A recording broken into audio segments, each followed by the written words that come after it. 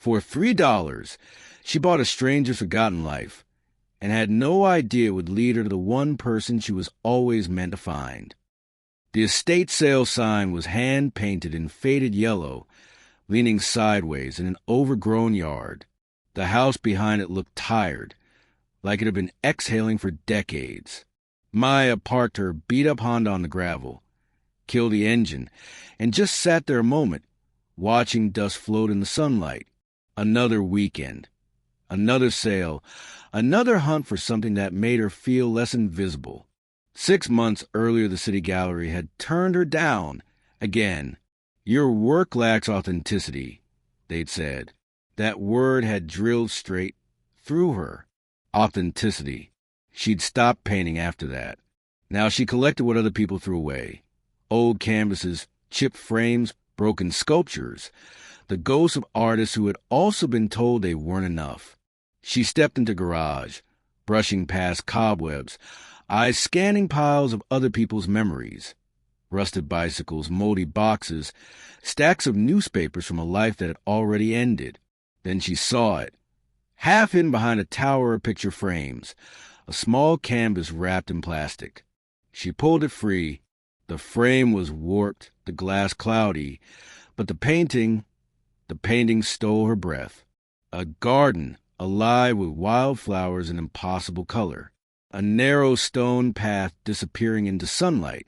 And at its center, a woman in a red dress, her back turned, waiting for something just beyond the edge of the frame. The brushstrokes were delicate but deliberate, like the artist had painted with both love and loss. "That one's not for sale," a voice said behind her. Maya spun. An elderly man stood in the doorway, backlit by afternoon light. His face was lined the way grief etches itself when it's had too much time to work. "Everything's for sale," she said quietly, still staring at the painting. He hesitated, stepped closer. "My wife painted that 53 years ago. I was going to throw it away." "Why?" He looked at the floor.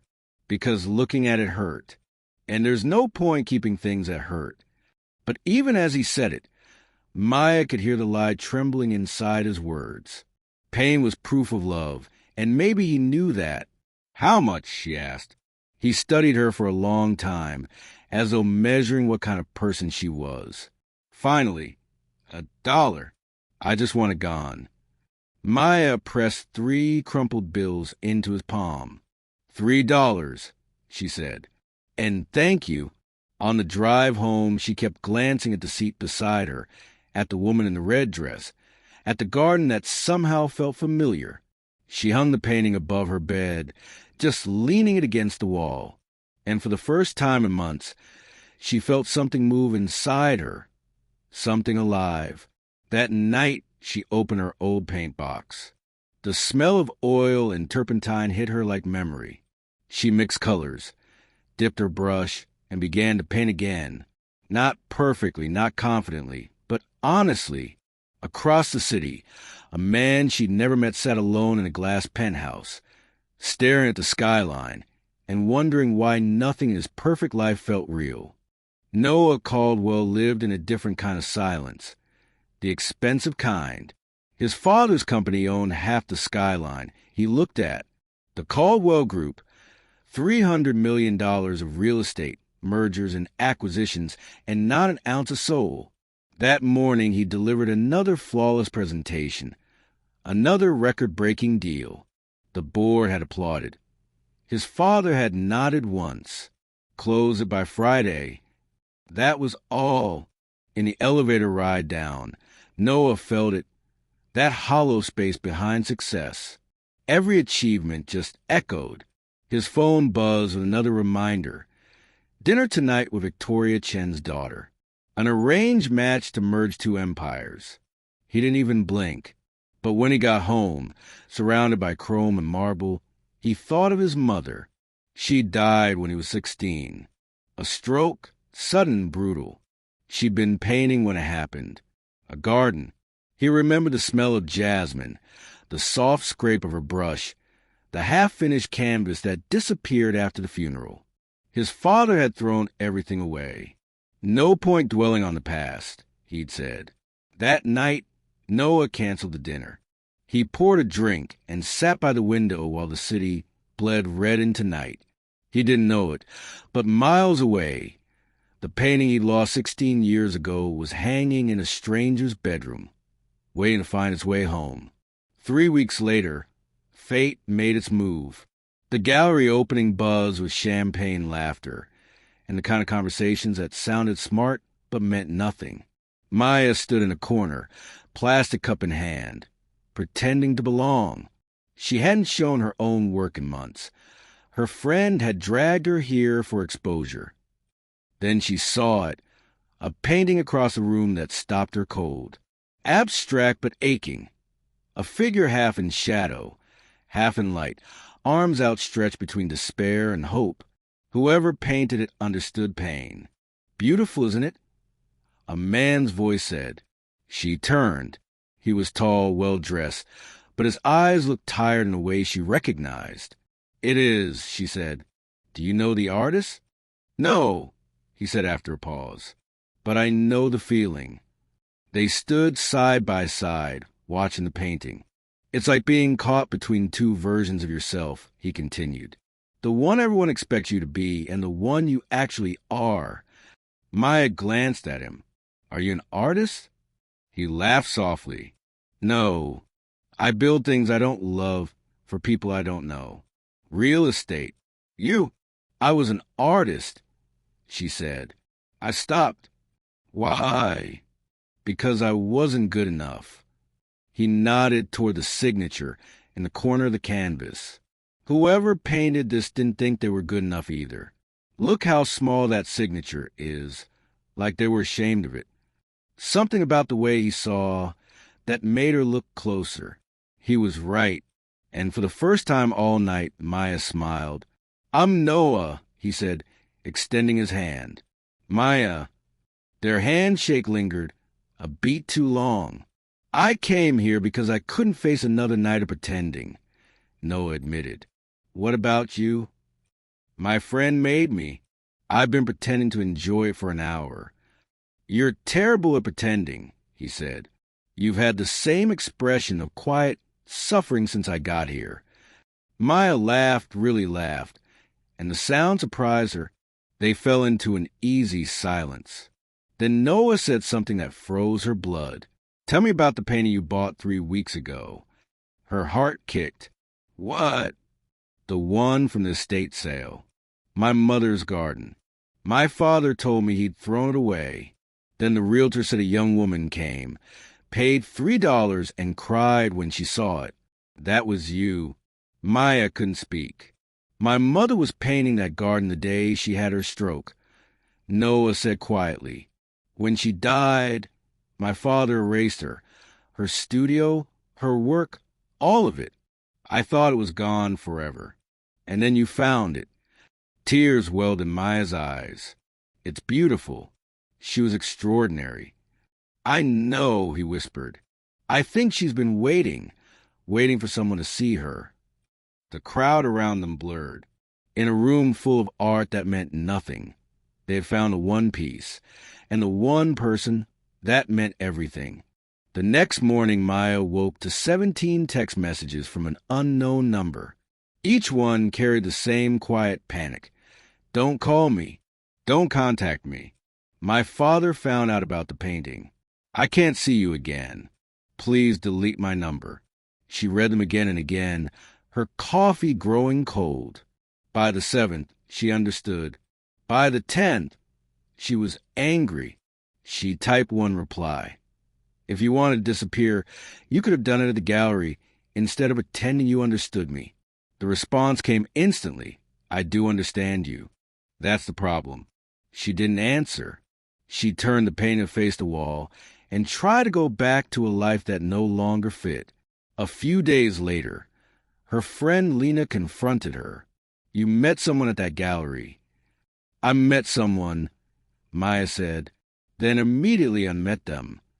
You haven't painted since, Lena said. I told you it was a mistake. But the lies scraped her throat raw. Because Noah Caldwell wasn't a mistake. He was the first person who had ever looked at her and truly seen her. Across town, Noah sat in his father's office, facing a different kind of storm. Gerald Caldwell stood behind his desk. Photos spread out like evidence. This woman, he said coldly. This artist. No credentials. No connections. No money. Why are you wasting your time? Noah clenched his fists. Because she matters. Your mother was the same, Gerald snapped. Talented but weak. She filled her head with art and left me to build an empire alone. I will not watch you destroy yourself the same way. Something inside Noah cracked. You destroyed her. You erased her. I moved on, his father said. And so will you. You have dinner with Victoria Chun tomorrow. This conversation is over. But the conversation haunted Noah. He sat through meetings and dinners, smiling on cue while a voice in his head whispered that he was living a ghost life. When he finally met Victoria Chun, she was brilliant, poised, and utterly wrong. She saw it too. Halfway through dessert, she said softly, "You're a million miles away." He apologized. She smiled sadly. "There's someone else." "There can't be," he said. "Because your father wouldn't approve," she finished for him. "Then maybe that's who you really need to leave." That night, Noah drove without direction until the city thinned into quiet streets. He parked outside a familiar brownstone, the address he'd found through a friend in real estate. Through the window, he saw Maya move across her small apartment, lamplight catching in her hair. She was staring at the painting. Even from the street, he could see it. The woman in the red dress, still waiting. He typed a message. "I was wrong. I was scared." He stared at it for 5 minutes, then deleted it. Instead, he slipped an envelope under her door. Inside, one line in careful handwriting. "I'm not brave enough yet, but I'm trying." The auction house smelled of polish and money. Glass walls, marble floors, the quiet confidence of people who never asked prices. Maya didn't belong there, but Lena had called the night before with urgency. "There's an upcoming sale, regional 20th century painters."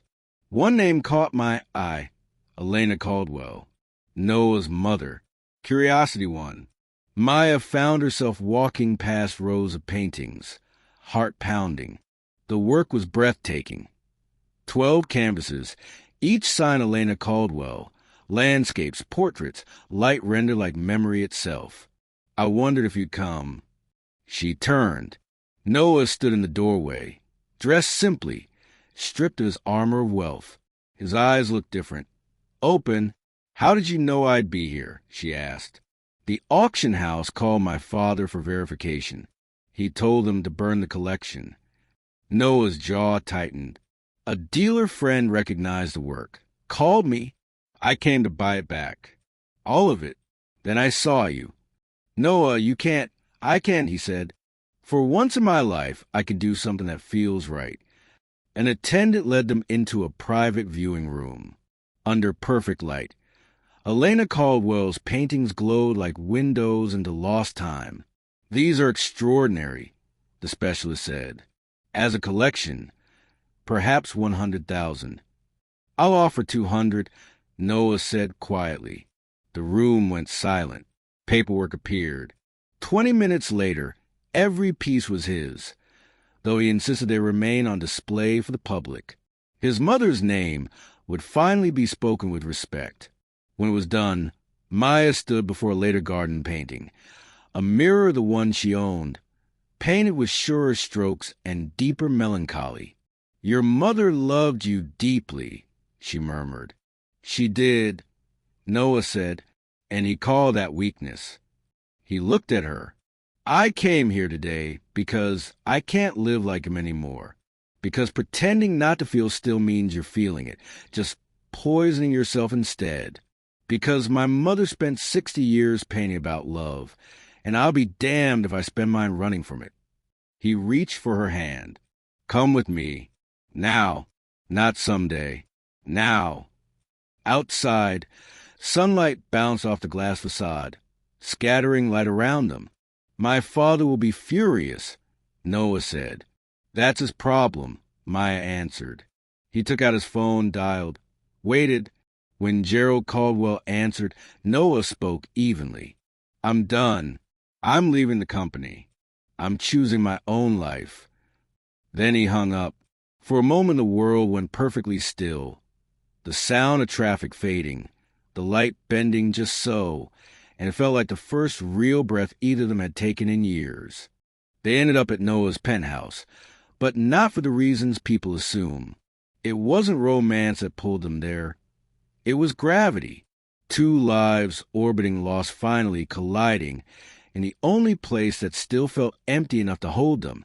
Maya walked through the space, her shoes echoing on marble floors. Everything was perfect, the expensive kind of perfect that smothered you. She stopped by the window, looking out over the city.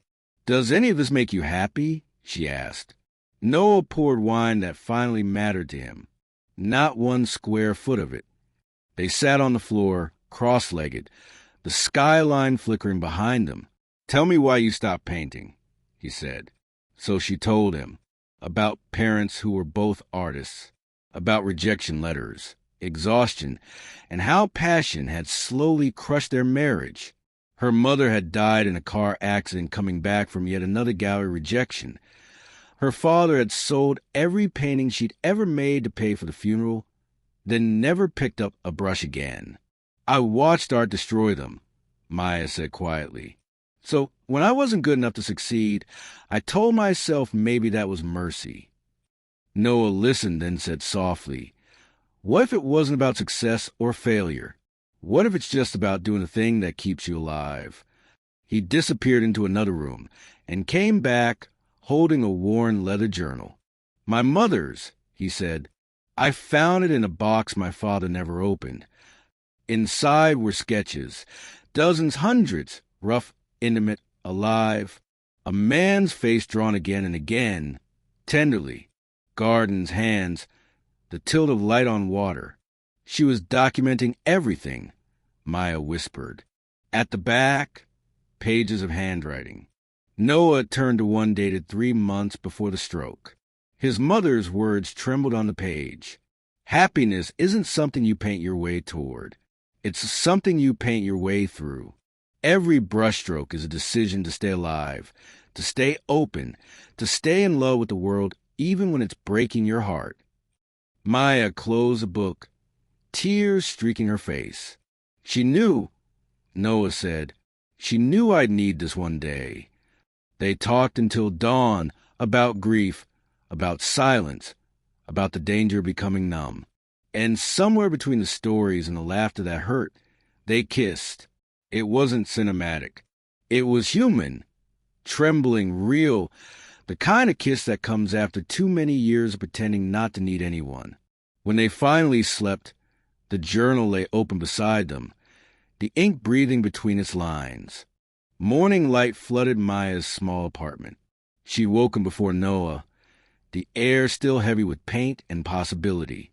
For the first time in years, she wanted to create, not to prove anything, just to feel alive again. Noah watched her set up her easel, his mother's journal open on the table like a quiet blessing. The new painting erupted in color, chaos and control dancing together. At the center, the woman in the red dress had turned around. She was no longer waiting. She was walking forward, arms open, eyes bright with forgiveness. "It's beautiful," Noah said, voice low. Maya didn't answer. She was somewhere else entirely, inside the color, inside the truth. When she finally set the brush down, he asked, "How long have you lived here?" 3 years. "Do you want to keep living here?" She blinked. "What are you asking?" "I don't want another night without you. Move in with me, or let me move here, or we find somewhere new. I don't care how it looks. I just care that it's real." "It's been 3 days," she said. "I've spent 32 years with people who don't know me. 3 days would you feel more honest in all of it?" Something in her cracked open. The woman who once chose safety over truth simply said, "Okay." A week later they found the loft, an old warehouse with exposed brick, huge windows, and morning light that looked like forgiveness. Noah bought it without blinking. They filled the space with salvaged furniture and Elena Caldwell's paintings.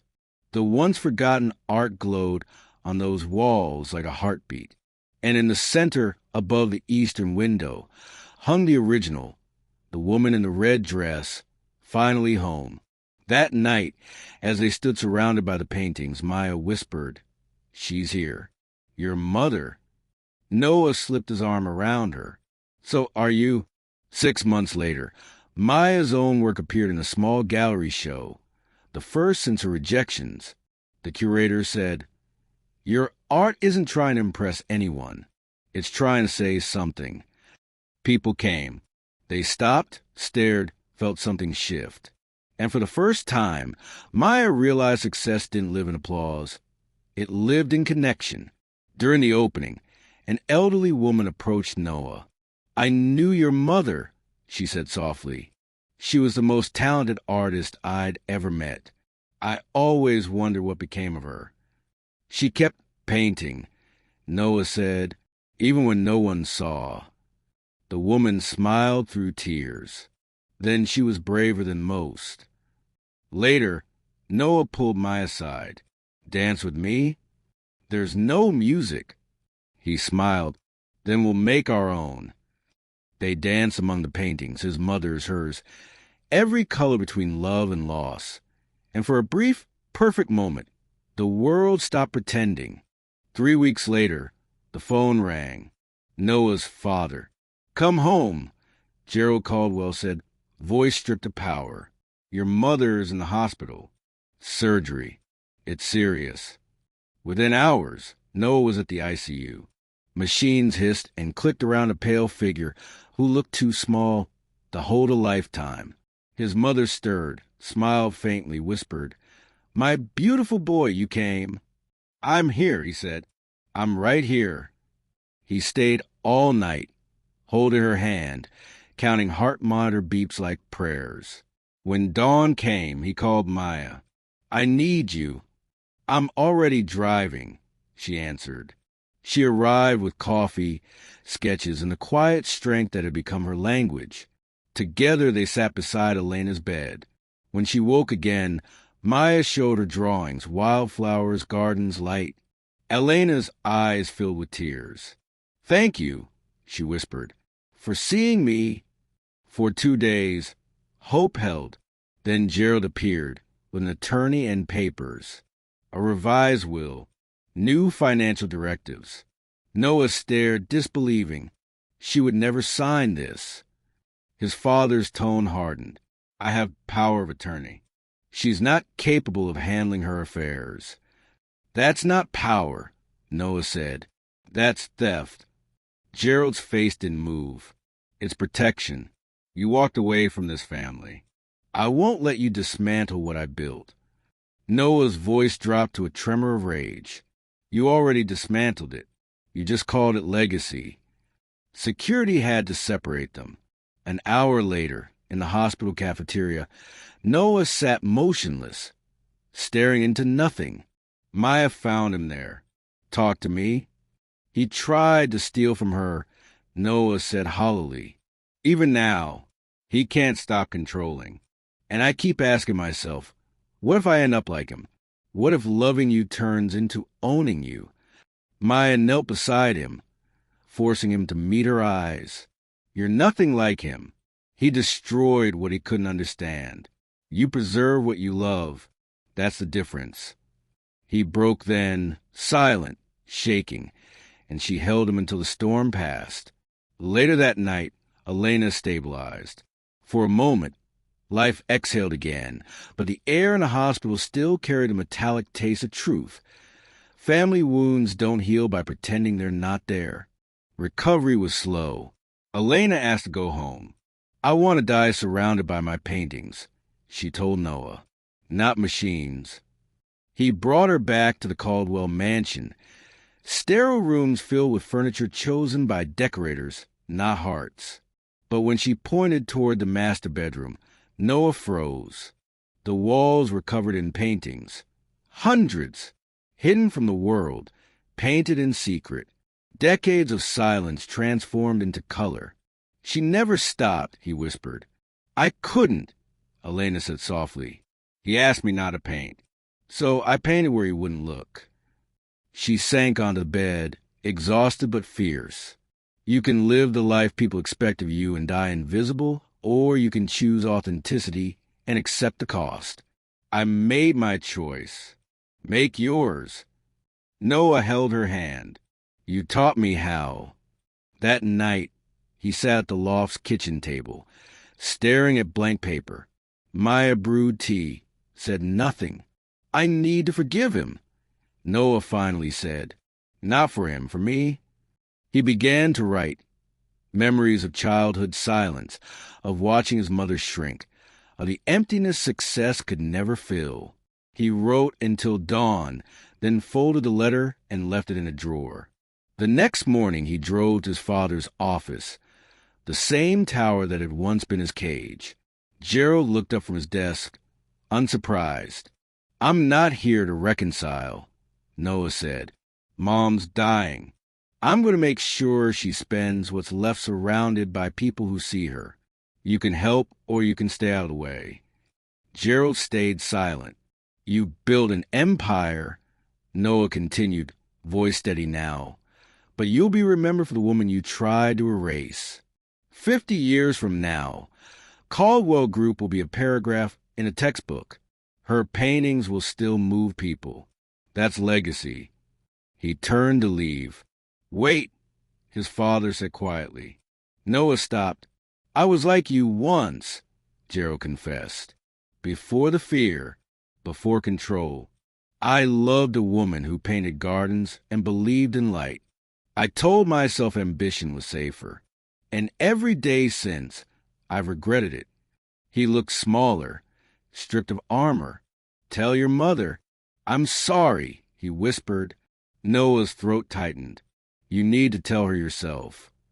I don't know if I can. You can, Noah said. You just have to be brave enough to feel. Elena Caldwell died on a Tuesday morning in May. Sunlight spilled across her bed like a quiet benediction. Around her hung the paintings she'd hidden for half a century. Gardens, portraits, fragments of memory now blooming in full color. Gerald sat beside her, fingers trembling around her hand. He told her the story of their first meeting, of how he'd fallen in love with a girl who smelled like turpentine and wild violets. He told her he was sorry for the years he'd spent mistaking control for strength. Elena smiled once, squeezed his hand, and let go. Noah and Maya stood in the doorway, silent witnesses to a man finally learning how to feel and a woman finally free of having to hide. At the funeral, there were no pews or priests, only canvases. Patricia, the gallery owner, opened her space and turned it into an exhibition. Every wall told Elena's story. People came in waves. Artists, critics, strangers who'd never known her but felt the pull of truth in color and light. The local news called it a life in paint. Reporters interviewed Gerald, who could only whisper she was right all along. And for the first time, he wept publicly, not out of guilt but out of understanding. Maya moved quietly among the crowd, explaining the pieces, retelling fragments of the life they'd uncovered together. When someone asked what the red dress painting meant, she said, "It's about waiting, but not for someone to save you. It's about waiting until you're ready to be seen." Weeks passed. Articles were written. Museums reached out. Elena Caldwell became a name whispered with reverence, the artist who painted love as both wound and cure. 6 months later, Noah and Maya married in the loft, beneath that same red dress canvas. Gerald attended. He looked older, gentler. He had started therapy, begun collecting art, learning how to sit in silence without needing to fill it with control. Lena stood beside Maya as maid of honor. When it came time for vows, Noah took Maya's paint-stained hands and said, I promise to see you, not the version the world wants, but a woman who creates truth out of chaos. I promise to build something with you that isn't measured in money but in meaning. Maya read hers from a small painted canvas. I promise to paint beside you, to love the process more than perfection. I promise to help you remember who you are when the world tries to make you forget. They kissed, and for everyone watching, the story felt less like an ending and more like a new canvas, still wet with possibility. 5 years later, the Metropolitan Museum of Art opened a permanent exhibition, Elena Caldwell, A Life in Color, 150 works. Critics called her a lost modern master. Students sketched in front of her canvases. The woman in the red dress became an icon, painted on posters, printed on museum scarves, studied in art schools worldwide. Noah and Maya stood together on opening night. He now ran the Elena Caldwell Foundation, funding grants for unknown artists, the kind who couldn't afford to fail quietly. Maya had become one of the country's most compelling new painters, her shows selling out not because they were fashionable, but because they felt true. Gerald visited often. He still walked with guilt, but also with grace. He had dismantled the company, donated its buildings to creative programs, trading empire for legacy. That evening, after the crowd had left, the three of them, father, son, and the woman who'd changed them both, stood in front of the red dress painting. Maya traced the brushstrokes with her eyes. "Do you ever wonder what she was waiting for?" she asked. Noah smiled softly. "I know now. She was waiting for a world brave enough to see her, for a love brave enough to stay." He looked at Maya. She was waiting for us to learn what she already knew, that the only empire worth building is one made of love. They stood together in the museum light, surrounded by color, by history, by proof that beauty survives neglect. And as the lights dimmed for night, the woman in the red dress seemed to glow just a little brighter, no longer waiting, finally seen. Sometimes we stumble on something broken, a painting, a person, a dream, and see the beauty everyone else missed. That's what Maya did. That's what Elena tried to teach. And maybe that's what you needed to hear today. So ask yourself, what would your life look like if you stopped waiting for permission and started living with authenticity? If you stopped chasing approval and started creating from truth? Because the things we rescue have a way of rescuing us back. And sometimes a $3 painting can change everything. Sparkle subscribe now to get more stories, inspiration, and reminders to see the beauty where others don't.